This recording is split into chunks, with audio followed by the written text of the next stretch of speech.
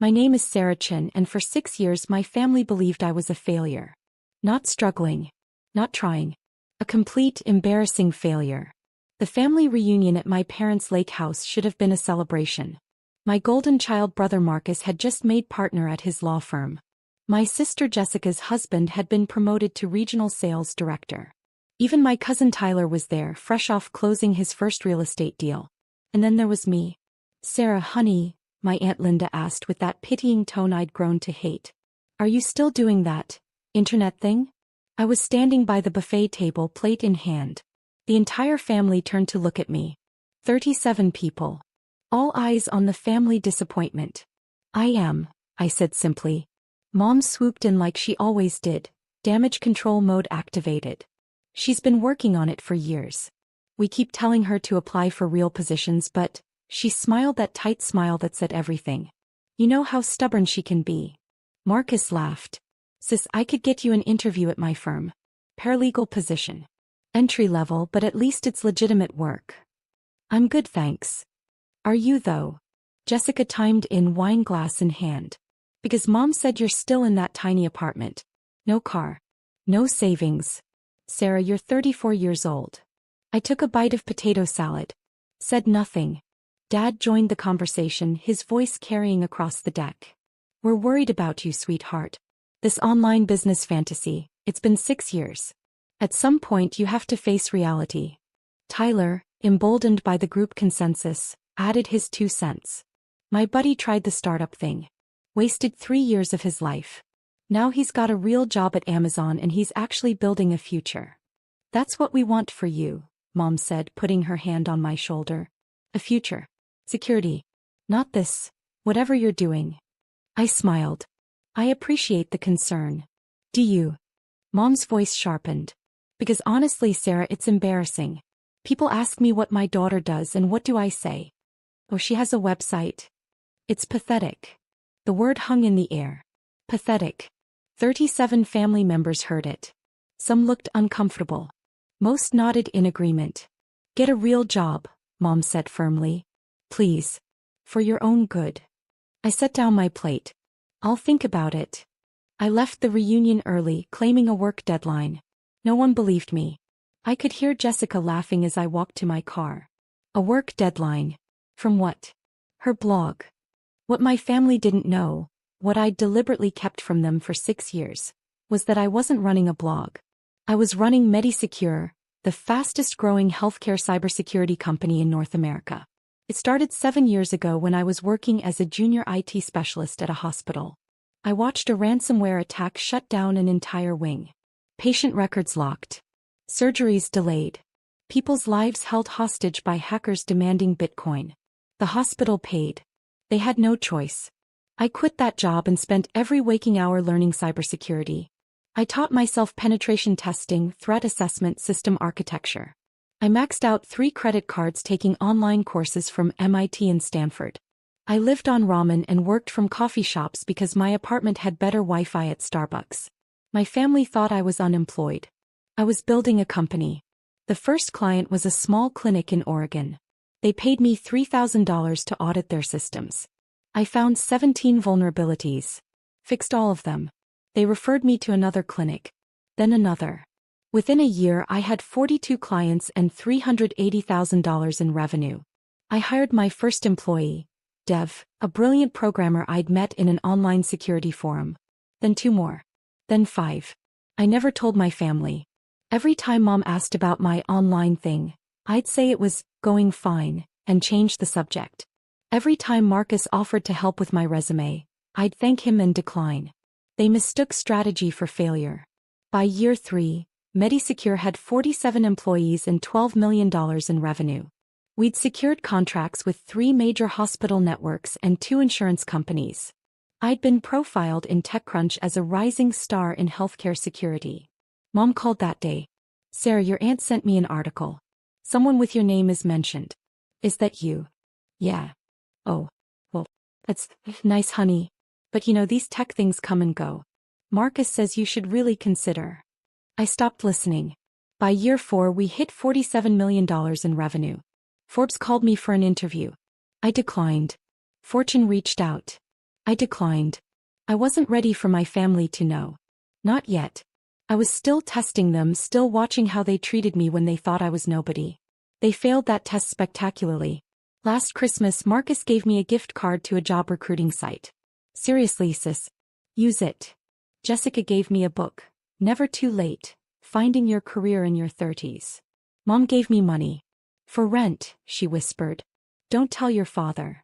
Thank them all. The gift card went in a drawer. The book went to Goodwill. The money I donated to a women's tech scholarship fund. By year 5, MediSecure had 340 employees across 4 offices. We'd secured government contracts worth $89 million. My personal net worth crossed $400 million. I owned a penthouse in Seattle, paid in cash, but kept my old apartment for appearances. I drove a used Honda because my family expected it. I wasn't hiding. I was watching. Every dismissive comment. Every pitying look. Every time they talked about me like I wasn't in the room, I remembered it all. The summer reunion was my breaking point. Not because of what Mom said, though. Pathetic certainly stung. It was the look on her face when she said it. Like she genuinely believed I was a disappointment. Like she'd given up on me entirely. I drove back to Seattle in silence, my phone buzzing with family group chat messages. Jessica, I feel so bad for Sarah. 6 years and nothing to show for it.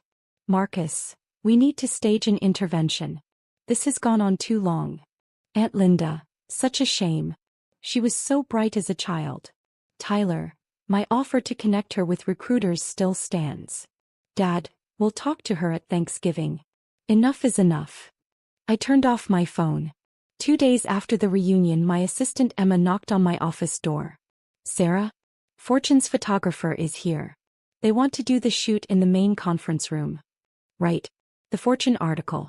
3 months earlier, Fortune magazine had contacted me for their annual CEO of the Year issue. This time I'd said yes. Not because I wanted the publicity. Because I was done being invisible to the people who should have believed in me from the start. The photo shoot took 4 hours. They wanted shots of me in the office with my team standing in front of our server room sitting at my desk. The journalist Catherine Walsh interviewed me for 2 hours. Your story is remarkable, Catherine said. Building a $558 million company in 6 years. How did your family react to your success? I smiled. They don't know yet. Catherine's eyebrows shot up. They don't know. They think I run a small website. They've been telling me to get a real job for years. And you let them believe that? I did. Why? I thought about it. I wanted to see who they were when they thought I was nobody. Turns out they're the kind of people who mock failure instead of supporting struggle. Good to know. Catherine's expression shifted. Understanding mixed with something like sadness. When do they find out? When the magazine hit stands. September 15th. That's 2 days from now. I know. September 15th arrived on a Tuesday.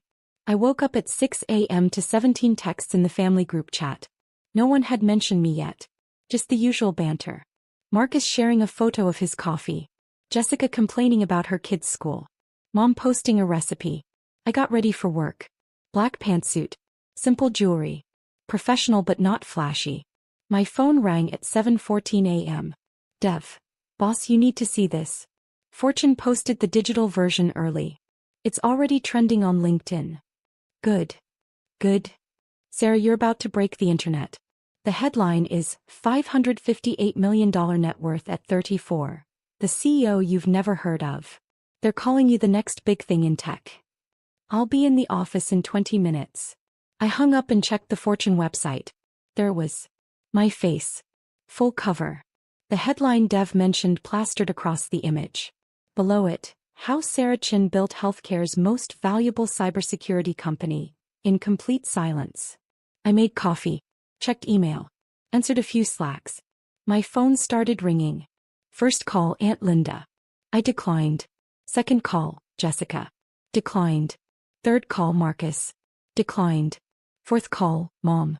I let it ring 4 times before answering. Sarah. Mom's voice was shaking. Sarah, someone just sent me. Is this real? Fortune magazine. Is this really you?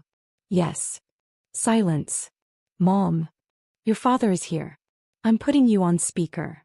A rustling sound. Then Dad's voice, strained and confused. Sweetheart, we don't understand. This article says you're the CEO of Medisecure. It says you're worth. He stopped. It says $558 million. That's correct. But, how? Sir, you've been driving a Honda. You live in that tiny apartment. I own a penthouse in Seattle. The apartment was for convenience. And I like the Honda. Mom's voice cracked. Why didn't you tell us? You never asked what I actually did. You just assumed I was failing. We were worried. No, Mom. You were embarrassed. There's a difference. Dad cleared his throat. Sarah, this is incredible. We're so proud of you. We always knew. Dad, stop. 2 days ago you told Aunt Linda you were planning an intervention. You said, enough is enough. I heard you. Silence. I need to go. I have a board meeting at 9. Sarah, wait. I hung up. The Fortune article went viral. By 9 a.m., it had 47,000 shares on LinkedIn. Tech news sites picked it up. TechCrunch published a follow-up, Why We Missed Medisecure's Rise, and What It Means for Healthcare Security.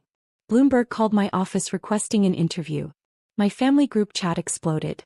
Marcus tried calling Sarah. She's not answering. Has anyone talked to her? Jessica, I can't believe this. I gave her a career book for Christmas. Aunt Linda, I feel terrible. I had no idea. Tyler, holy shit. She's richer than all of us combined. Cousin Amy.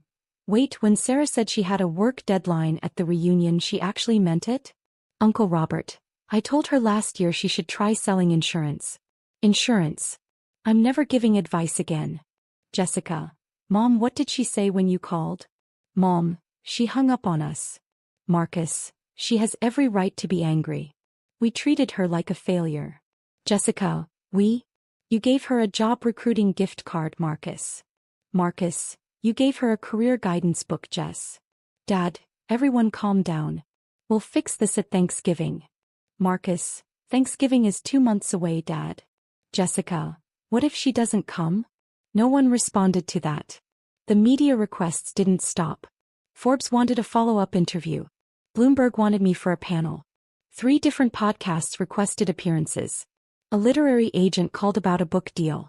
I declined everything except one. A profile piece for TechWeek about building a company in secret. The journalist, David Park, asked the question everyone wanted answered. Why hide your success from your family? I leaned back in my office chair. I wasn't hiding. I was observing. People reveal who they are when they think you have nothing to offer them. My family showed me exactly what they thought of struggle, of unconventional paths, of anything that didn't fit their definition of success. And what did they show you? That their support was conditional. As long as I looked like a failure, I was an embarrassment. The moment Fortune validated me, suddenly I was worth celebrating. I paused. I learned more about my family in those 6 years than I did in the previous 28. Do you think you'll reconcile? I don't know. Real change requires accountability. If they want a relationship with me, they need to acknowledge what they did, and why it was wrong. Not just apologize because I'm suddenly successful. The article published 3 days later with the headline, Sarah Chen's 6-year test, and why her family failed it. It went viral immediately. My family's response came in waves. Wave 1, shock and disbelief, September 15th to 16th. Dozens of calls I didn't answer.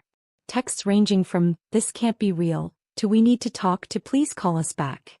Wave 2, pride and celebration, September 17th to 18th. Mom posted the Fortune cover on Facebook. So proud of my brilliant daughter. Who of the year. Party popper Marcus updated his LinkedIn. Grateful to come from a family of high achievers. My sister is changing healthcare. Jessica posted a throwback photo. Always knew this one was special. Who of the year. Hashtag proud sister. I didn't like or comment on any of it. Wave 3. Confusion and hurt, September 19th to 21st. Mom's voicemail. Sarah, I don't understand why you're shutting us out. We love you. Please call me back.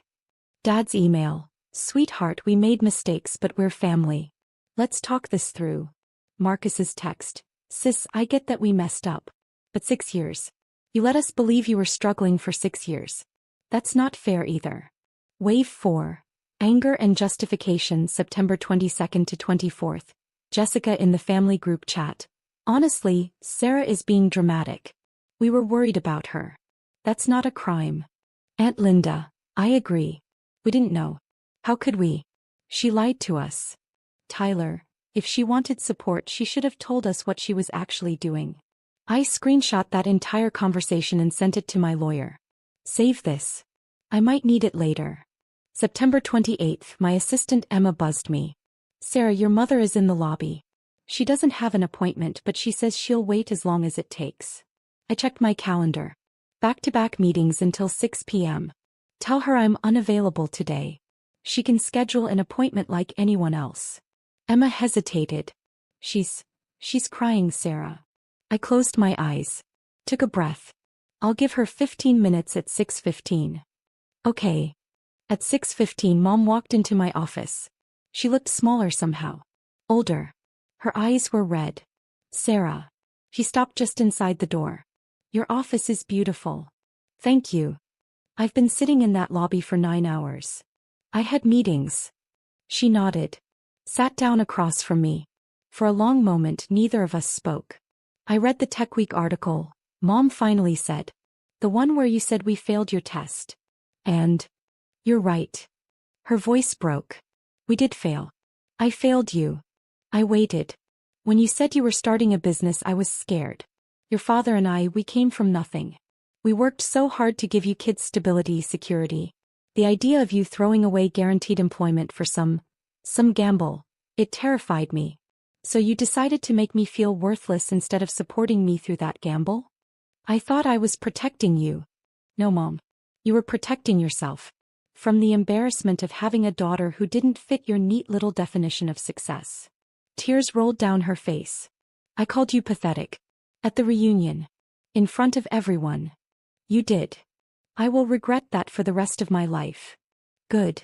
She flinched. I leaned forward. Mom, for 6 years I showed up to every family event. Every holiday. Every birthday. I listened to career advice from people who had no idea what I was building. I smiled through pity and judgment and unsolicited job offers. I watched you brag about Marcus's partnership and Jessica's husband's promotion while treating me like the family embarrassment. I know. I'm not finished. My voice was steady but hard. The only reason you're here, the only reason any of you care, is because Fortune magazine validated me.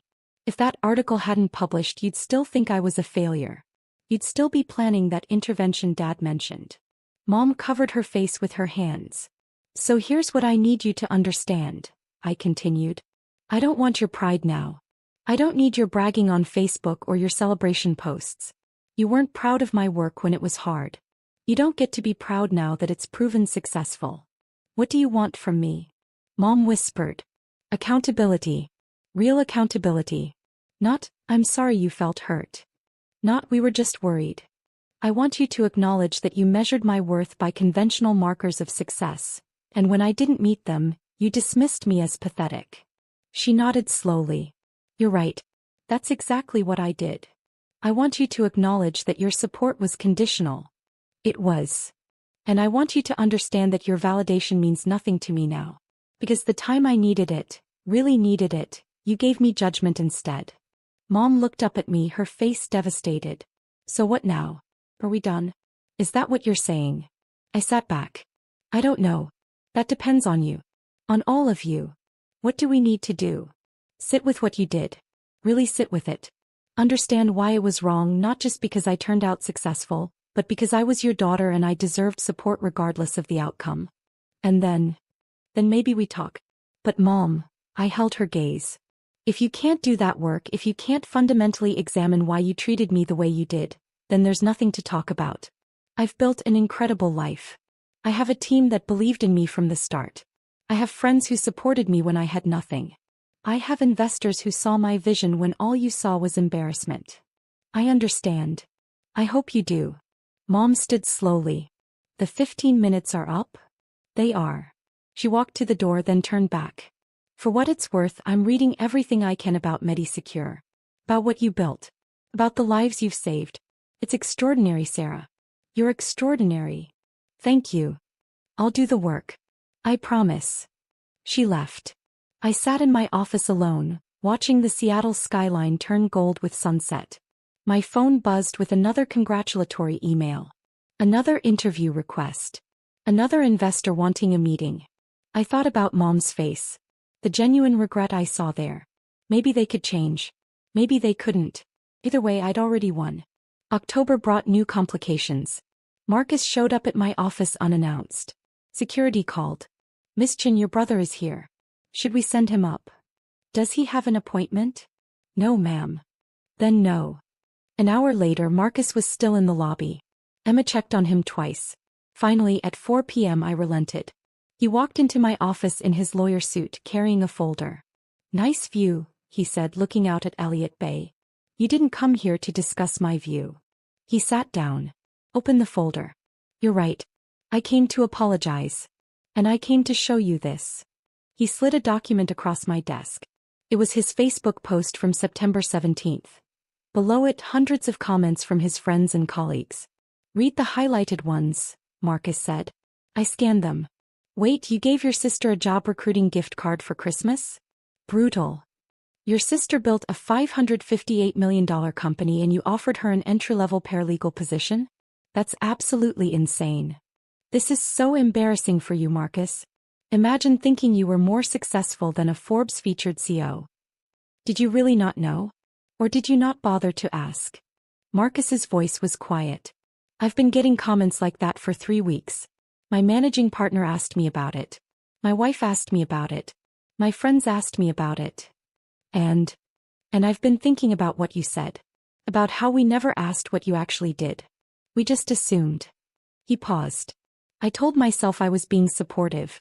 Offering you opportunities. Trying to help. But you weren't. No. I was being condescending. I was treating you like a charity case because it made me feel important. Made me feel like the successful one." He looked directly at me. "I'm sorry, Sarah. Really sorry.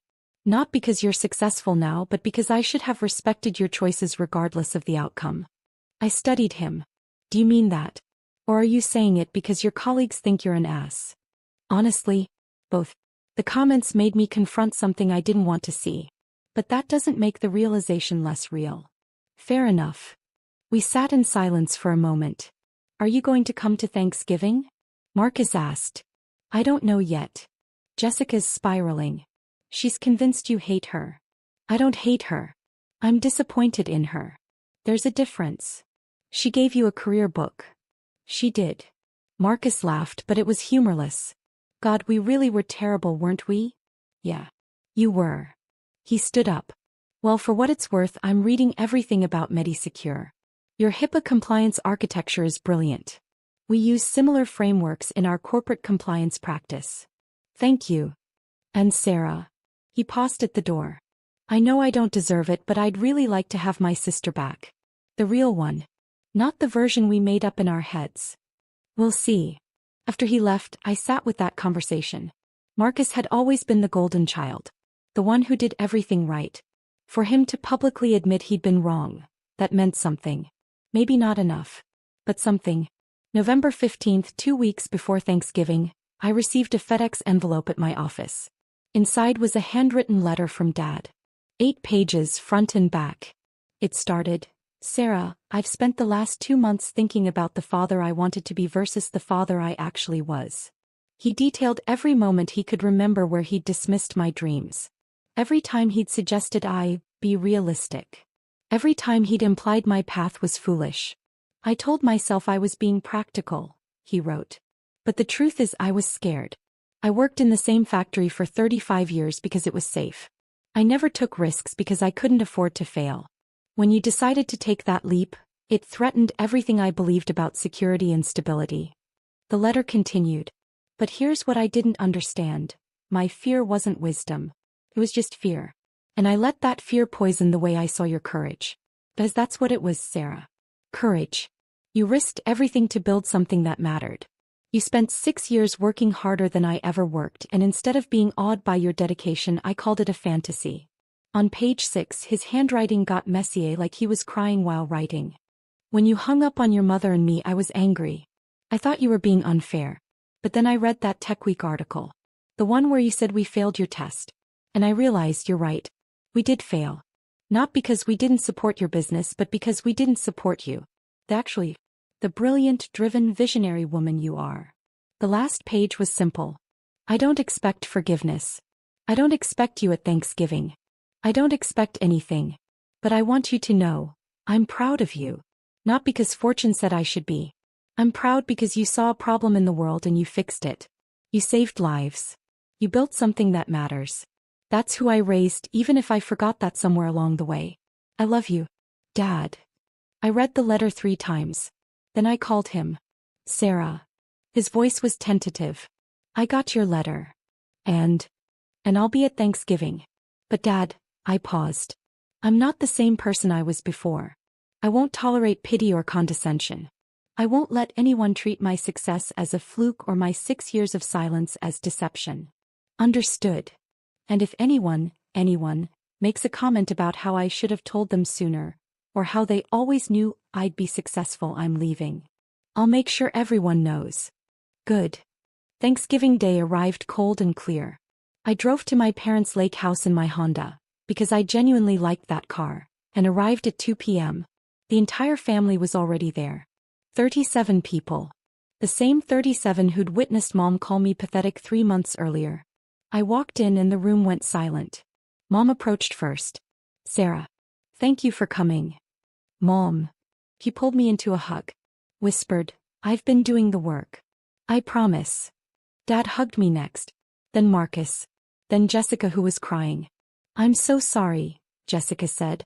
The career book, I thought I was helping, but I was just being condescending, I finished. Yes. I know. Aunt Linda approached cautiously.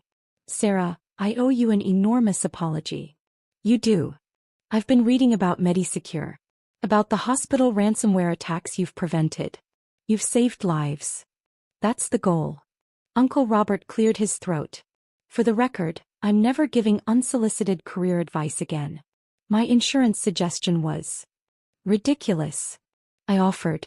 I was going to say idiotic, but yes. A few people laughed nervously. Tyler approached with his wife. Sarah, I tried to get you job interviews at Amazon. Amazon. When you could buy Amazon's healthcare division with pocket change. To be fair, I couldn't actually buy it. But I appreciate the apology. Slowly the room relaxed. Conversations started. People asked genuine questions about MediSecure, about healthcare security, about my team.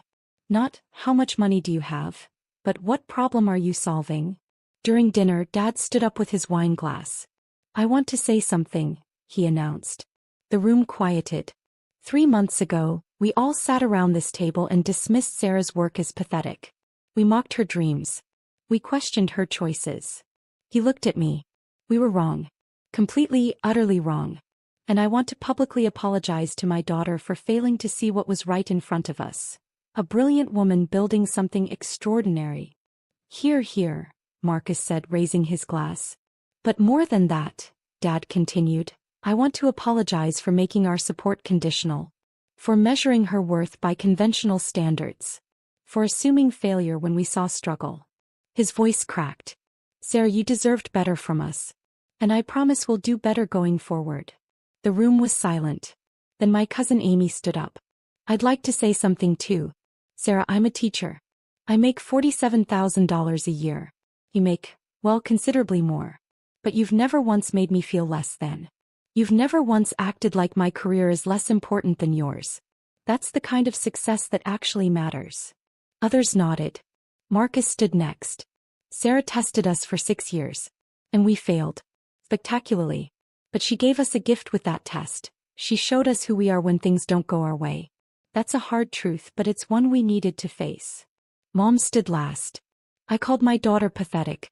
I will carry that shame for the rest of my life. But Sarah, if you'll let me, I'd like to spend the rest of my life proving I can do better. I stood up slowly. 37 pairs of eyes on me. I appreciate the apologies, I said. I really do. But I need you all to understand something. I didn't build MediSecure to prove you wrong. I built it because healthcare security mattered. Because people were suffering. Because I saw a problem I could solve. I looked around the room. Your validation wasn't the goal. It was never the goal. I learned to find my worth in my work, in my team, in the lives we save. That's what success actually is. But I paused. I also learned something else. I learned that I deserve people in my life who support me unconditionally, who celebrate effort, not just outcomes, who see struggle as growth, not failure. So moving forward, that's what I need from all of you. Not pride because fortune said so. Not celebration because I'm wealthy. But genuine respect for the work itself. For the journey. For the person I am, regardless of the numbers attached to my name. Mom was crying. Dad was nodding. Marcus raised his glass again. To Sarah, he said. The CO we needed but definitely didn't deserve. The room laughed. Clinked glasses. To Sarah, they echoed. I smiled. It felt real this time. Later that evening I stood on the deck overlooking the lake. My cousin Amy joined me. That was intense, she said. It was necessary. Are you going to forgive them? I thought about it. I don't know. Forgiveness isn't a light switch. It's a process. They hurt me deeply. They made me question my worth for years. But they're trying. Really trying. That counts for something. Amy smiled. For what it's worth, I always thought you were brilliant. Even when I didn't understand what you were doing. Thank you. And Sarah? That test you created, that was genius. Cruel maybe. But genius. I laughed. I prefer to think of it as strategic. Whatever helps you sleep at night, CO. We stood there in comfortable silence, watching the sun set over the lake. My phone buzzed. Text from Dev.